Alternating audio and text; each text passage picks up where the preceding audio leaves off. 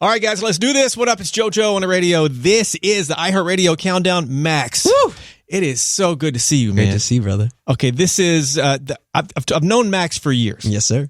But this is the first time we've chatted since I saw you do a full set. Yes, sir. I've seen the little sets and this and that, you know.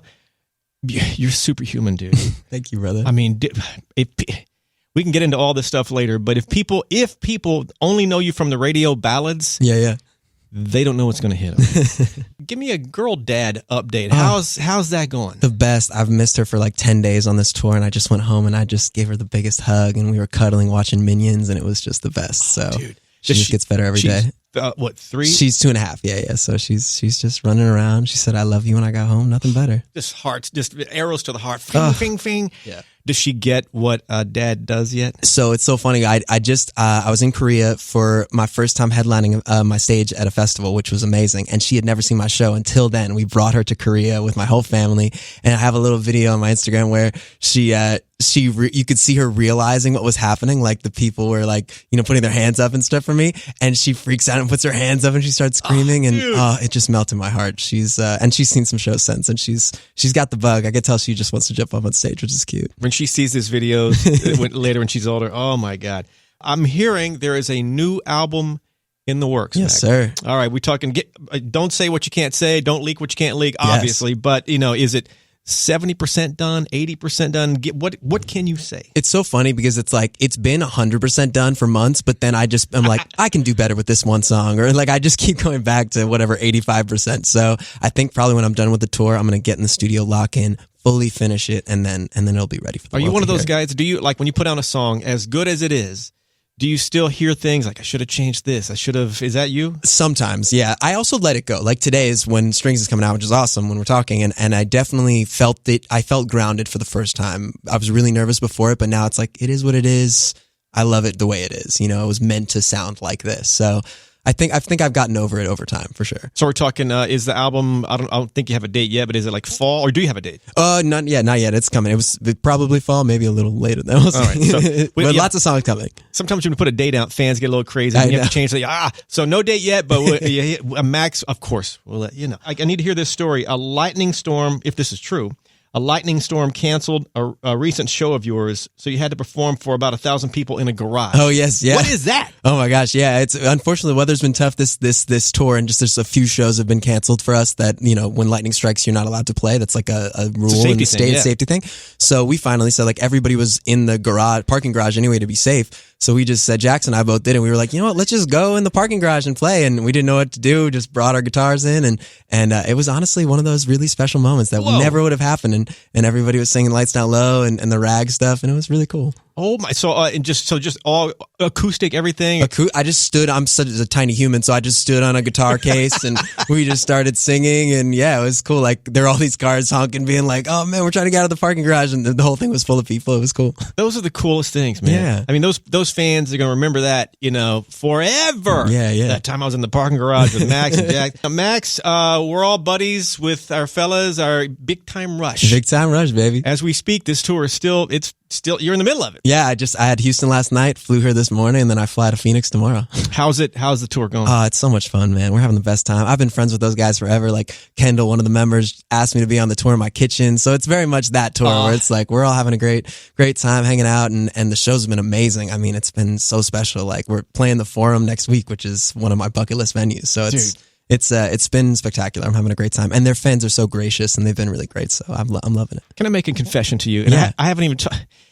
I went to go to hang with the Big Time Rush. Yeah. At their tour rehearsals, and we got tattoos that night. I heard about that, which is amazing. Which was great. We had a good time, and they had their set list written on the mirror. And Kendall's like, JoJo, don't post that. I'm like, of course I'm not going to. Kendall, I'm not going to post this. And wouldn't you know, at the end of the night, we got a little crazy, and I snapped something, and it had the tour list. And I posted the tour list before it happened, and I took it down real quick. I was like, oh God! But of course, fans love them so much, they took it, and I felt so bad. I couldn't even face the guys. We haven't even talked since then, and I know they know that. They know my heart is good. I didn't mean to do it, but I felt such. So I had to tell you. I totally empathize because I made a bunch of promo TikToks with them where I did little mashups of the songs we're going to play on tour. And I did one with one of their songs, Paralyzed. And and they didn't even know that they were gonna play that. And then I just posted, and I was like, "Guys, Paralyzed confirmed on the set list." And I was like, "Oh no, what have I done? I'm so sorry." But they end up playing it, and everybody loves it every night. So maybe we manifested the right things. It's all good. So I saw them still do it, like rehearsing after that moment, and they'd put like a paper over because they didn't want anybody the set list was on the mirrors. I'm like, oh God! So I had to confess to somebody. Thank you, I deeply empathize. Aside from the Big Time Rush tour, I'm hearing, and you kind of alluded to it earlier, fall, I guess, or after the album comes out, whenever it is, you have a European tour. Oh yeah, I think I'm going to do the whole worldwide thing right after this. I've been neglecting my beautiful European fans for too long. Wow. I get so much. They're like, "What are you doing, man?" And my wife is British, so what am I doing? I got to get over there. Oh my UK God. and Europe. So I'll definitely do that. Asia again, all of it. I'll probably do a headline tour after the album. So I'm going to come back. I just got to make sure that all the final features and all the music is done, and we got some secrets and surprises, and then we'll get out there again. I know you do. Do you love life on the road? Because I talked to a lot of artists. And there's kind of a love-hate. When you're on the road, you want to go home. Yes. When you're at home, you want to go on the road. But when you get back home, you miss the structure. When you got the structure, where do you fall on that whole thing? I try to just be present in every moment because, like you said, the grass is always greener. And one of my favorite people in the world, we have a song together. His name's Keshi, amazing artist. He lives in Houston, and he came to the show last night, and he's like, "Man, you being on the road, me being on the tour bus, like, I wish I were doing this right now." Like, and I'm like, "Dang, man, I just miss my bed." So it's like, it's nice that other artists kind of make you realize, like, you know what, just savor it and soak it in. But, you know, I'm meant to be a part of the circus. I love this. I love the touring life. And when I'm doing it, I love the live show. And there's just nothing like it. You never know what to expect. Every show is different. I love crowd surfing every night when I can. This tour I haven't been able to, but you know, it's just, you just never know. And that's the magic of it. And I think I'm going to be addicted to it forever. Okay. When you crowd surf, final question on this. I'm told I've never crowd surfed. I don't think I ever will. You're doing it at my next headline show, JoJo. I would love to pop that cherry of your crowd surfing. That would be incredible. Okay. Well, let's say I do. I'm told that you take everything out of your pocket. Obviously. Definitely. Because they're going in there. Yes. Do you get the touchy, grabby, feely thing, or what happens? You're just floating. I don't even care if people are touching my butt or whatever else. You know, I'm just like, people are pretty respectful in my crowds of it, you know, which I feel grateful for. But yeah, you know, you just kind of let the flow happen and get in there. My friend, he's an awesome TikTok guy. His name's Big Bo. He's 7'1". He also had never crowd surfed, and he's like 280. He's a large man, and we had him crowd surf at one of my shows for the first time, and it was amazing. He looked like a boat. It was absolutely spectacular. This man, like, you looked at the footage, and there's like all these small fans holding this 7. But we like put a bunch of big guys in the crowd to make sure that he was set. So I'll make sure if you do, and if you give us the honor to let us be your first crowd surf, I promise we'll have some plants in there to make sure you're safe. And me and Mac, I'm about the same size as you. Yeah, we're both fun size. Yeah, so there's that. Max, you said, and we were talking about this before we got on air here. You said it's kind of tough being on the road in this sense because you're a fan of a lot of bands and they're your friends. But when you're on tour, they're playing the same venue as you a lot of times, but just on a different night, and you're off to another city. You never get to see hardly anybody. Yes. How do you give me that? You're right. It's so tough. But luckily, this tour, you know, I have a long history with Fall Out Boy. I love those guys. We did a tour where I met my wife about a long time ago. It was Fall Out Boy, Wiz Khalifa, Lil Uzi Vert, and me, and Hoodie Allen. It was all of us together. And we would perform at the exact same venues we're playing on this tour. I actually had my first kiss with my wife in Tinley Park in Chicago. And so this tour, I re-proposed to her with like all the same flowers and stuff, which was cool. But this tour, I got to see Fall Out Boy at the same venue in Ohio the night after we played with Big Time Rush. And it was kind of trippy to like be in the same venue. First off, great to see another concert, but like to see a totally different style of fans and like different set. It was like, I was like, whoa, this is crazy that venues just change every night. Their shows and stuff, but it was really amazing because those guys mean a lot to me. They're also Short Kings, as you know, and it was Short Kings making a comeback. But it was so nice to be in the crowd. I also like did it like a fan. I didn't have a car or anything, or a tour bus, so like my crew and I walked 3 miles, 2 hours to get an Uber after the show. Like we had the full experience. Like we couldn't get an Uber. We're in the middle of nowhere. We're like next to a farm in Ohio, and we finally got an Uber to pick us up. And I was like, dang, I respect the fans, man. They go through so much to just see these shows. I appreciate everybody for what they do. It is not the Uber thing around us. Like we did a show, BMO Stadium here in LA. I went to see, I think it was Stray Kids. Yeah. And it's almost impossible. It's to find your impossible. Uber, to get the drop off, or parking. Forget it in some area. Oh my gosh. Oh, good Lord. I saw BTS with Emily at SoFi Stadium a little while back, and we did the same thing. We made the mistake of Ubering. And then Emily and I, 2 hours, we walked like 2 miles. I was like, I'm in it with everybody, baby. I want to feel the real experience. You know, the real experience at times. Kind of sucks. Yeah. Max Strings. Yes, sir. With, of course, Jake and Bozzy. Tell me everything, backstory on the track. What you got? Oh my gosh. So I wrote the song with some amazing guys, Sean Douglas and Dwilly. I read a lot of stuff in the back of my parents' house in their garage still. My mom makes cookies, very wholesome. We try to bring the most crazy artists in and just keep it wholesome. And so we write this song that, you know, I've written a lot of love songs for my wife, but I think this one, there's some lines in there about, you know, recently I've been trying to be more grounded through love, you know, muting out the toxic, just feeling like there's so much that can make you feel awful about yourself, no matter what level you're at in your life. And I've finally gotten to a point where I just accept where I am. I don't want to be anybody else. I want to be this person. I want to be this girl dad. I want to love this person. And so that's where the song came from, because she really is the magic in my life. I do hear strings play when she walks my way. I feel really lucky. And that's where the love song came from. And then I was like, dang, it'd be cool if I had like another love song guy on this. This is always fun. So I asked both Jake and Bozzy to do it separately just to see if they were into it. Like sometimes one's going to turn it down and one's going to... Exactly. I like seedlinged. I was like, maybe one of them will be into, and they both did something. I was like, dang, what do I do now? I was like, well, I'm honored they both want to do it. So then I was like, let's just do it all. So and they were fans of each other. And so we kind of did the like Spider-Man meme where everybody's pointing at each other, Right. The love song pop guys. And then we just all got together on this track, and we're currently figuring out the music video because we're shooting it 3 separate days, like one day in Houston with Jake because he's on tour, one day in LA with Bozzy. And then we have a very special guest, Queen, awesome person in the music video that I can't reveal yet. So it's been complicated, but so worth it and so much fun and really magic. So I hope people like it. Max, we've talked about you and Suga's friendship, affection for each other, and he did like a mini tour. Everybody knows that, obviously. Yeah. And you jumped on stage. You were the surprise guest here at the Forum in LA one night.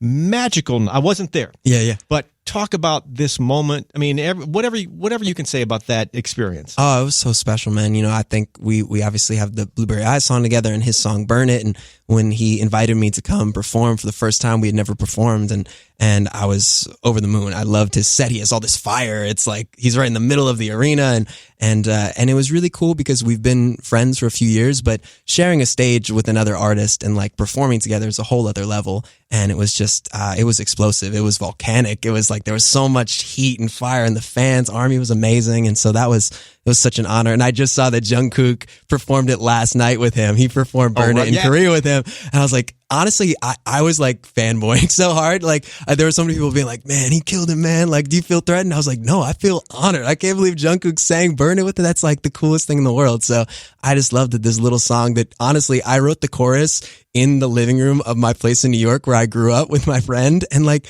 it's the coolest thing about songwriting and working with those artists is it's always just like a little song that you make, and then to see where it goes and to see the experiences and performing live, it never gets old. That's the true magic of music for me. So. You know what? Funny you say that, because I was talking to Ed.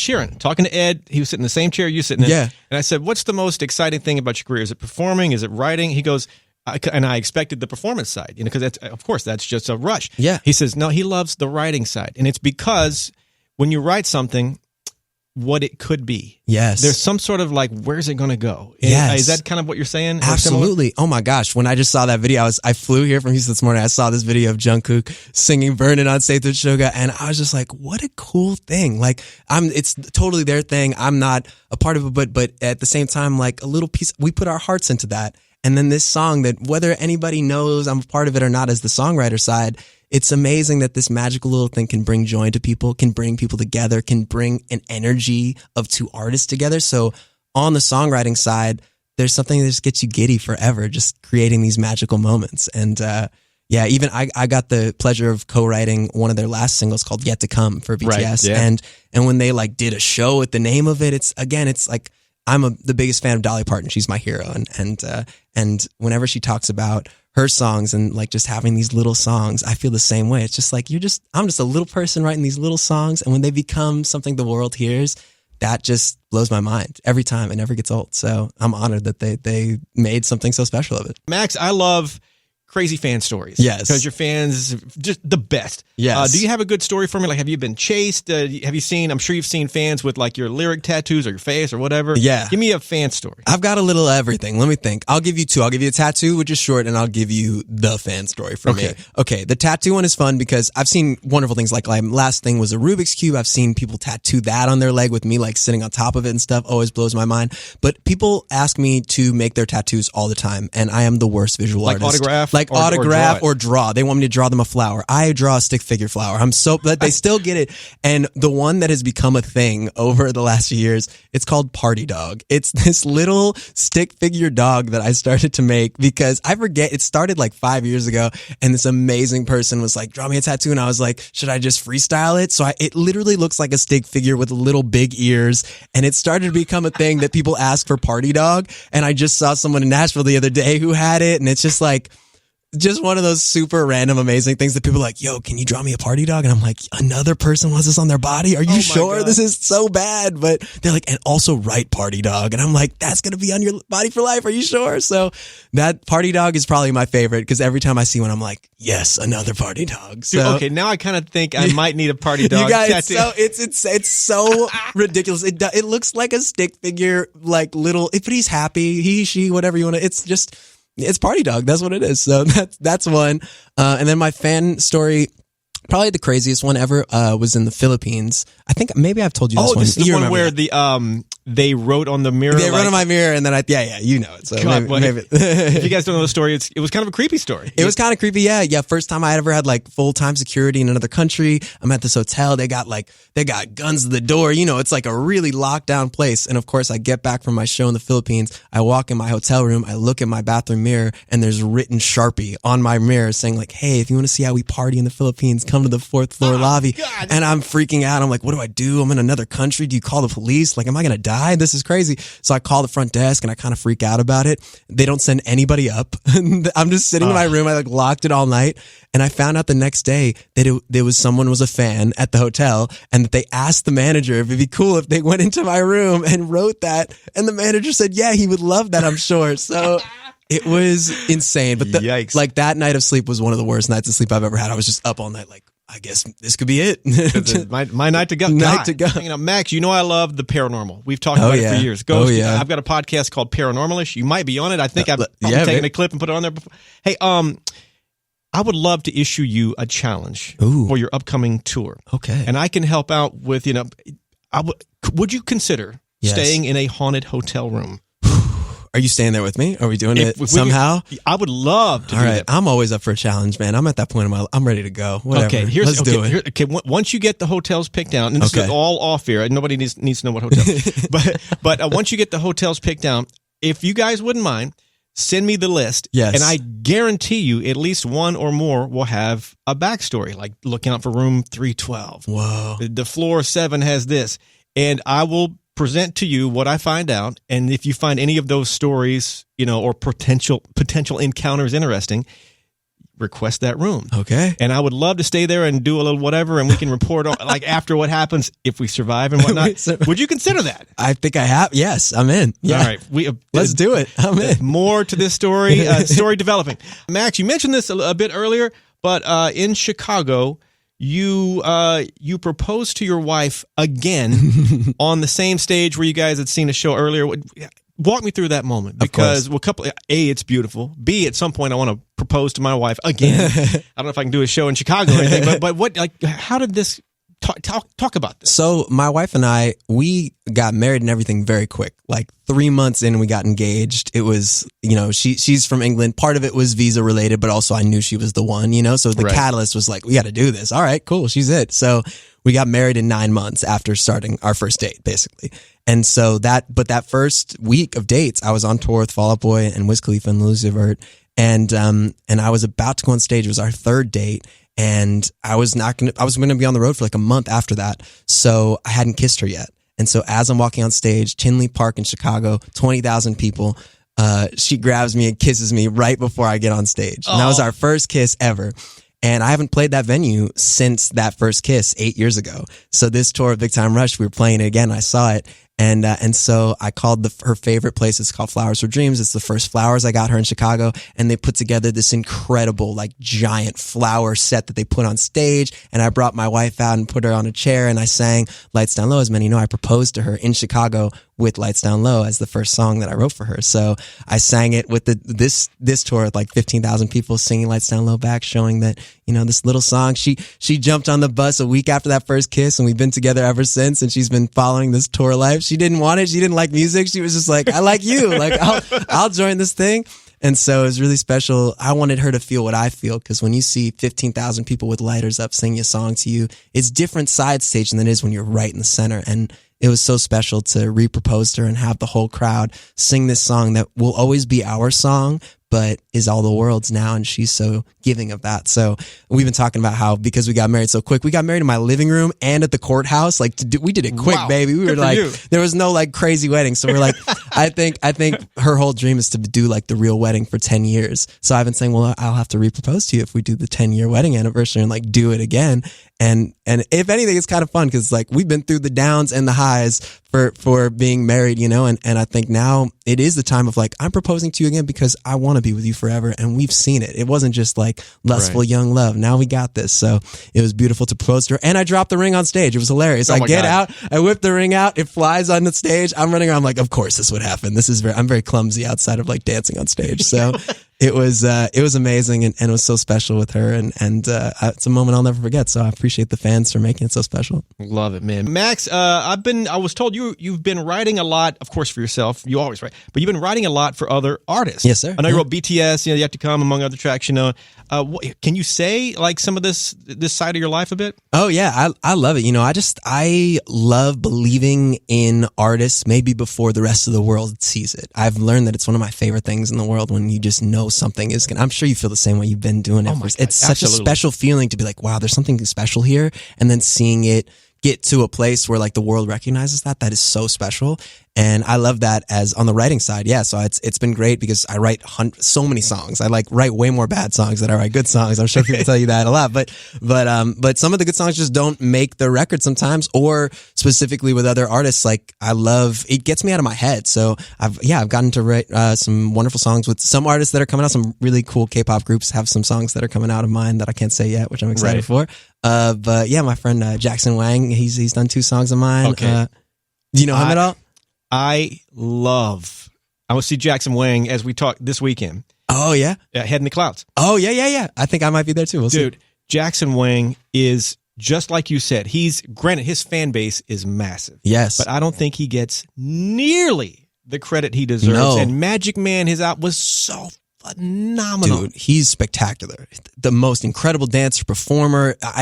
He has one song called Greedy I co-wrote for him. That's not out yet, but I saw he performed it at Coachella and he's got this dancer and he's singing full out and he's got this other dancer like jumping on his body and he's like doing all these crazy moves. I'm like, this guy is magic. He is a magic man. So to just be a little bit part of getting the music out there. He did another song of mine called Cheetah, which she's a cheetah, man eater. Yeah, that's the one. I felt that's just such a funny story that one of my best friends, his girlfriend unfortunately cheated on him. He's with someone perfect for him now. Right. And I remember writing that song because this best friend of mine had this girl cheat on him. And so when the song came out, I was like, yo man, I'm so sorry. I wrote this song about you getting cheated on. So can I throw you some publishing and like songwriting credits? So he's a songwriter on that song. That's awesome. Because I was like, I feel so bad about writing about this girl cheating on you. But it's awesome to see what Jackson did with it. One of these days, can I sit in a room with you and watch the writing process? I would love that. I don't want to No, I'd be delighted. Up, yes, please. Max, we've covered a lot of stuff here, you know, but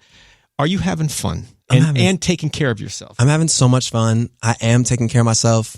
I feel like you know me for a long time. And a few years ago, like 5 years ago, I had a vocal surgery and it kind of, a part of me died. That's a really intense thing to say. And that's happened a few times in my life. A part of me died, but in a way it like blossomed this new life that I've never felt before. I used to only care about like, wait, I need to get to the next level. I need to get to the next level. Like this is only so I can get to, but now I'm in a stage in my life where every moment is truly a gift. Every show is a gift, every stage, the process. So I am having the most fun ever because of that. Like every time I step on a stage, I'm having the best time because I may never step on a stage again. So it's been really wonderful to feel that way and a whole new world of positivity because of that mindset. It shows, man. When you jump on stage, if you haven't seen Max, you have to.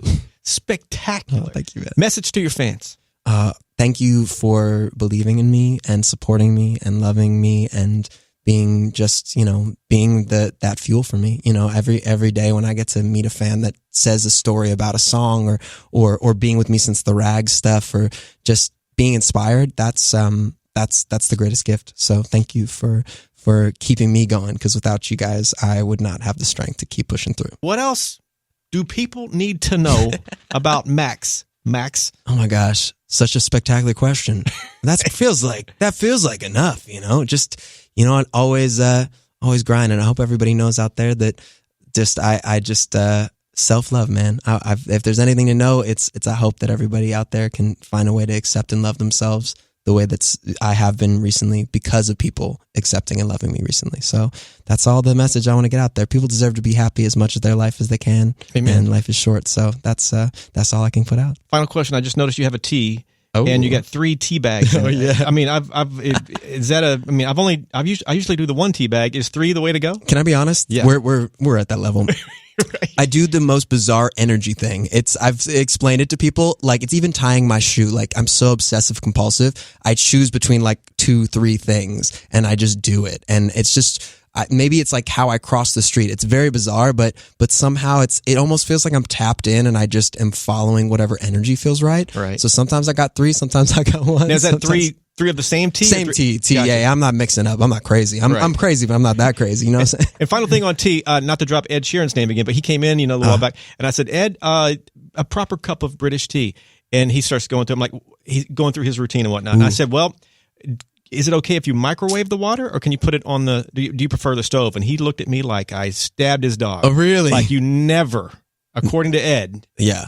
Real British tea, never microwave the water. No. Ever. Absolutely not. No. I get that by association of married to a Brit and all of that. Yeah, no, I feel it. It's, yes. Like, her whole family lives in Brighton, England, and they look like the Weasleys, and we go to their house and they all live there, and it's like, I don't think a cup of tea in the microwave, I feel like, would be the most sacrilegious thing I've ever seen in my life. So they might kick you out the family. They might they're like, we liked you, but now, whoa. What are you doing? Whoa. How dare you? Max, good to see you, man. Great to see you, brother. Thanks for having me. At the end of every interview, fist bump to make it Let's official. Give me a little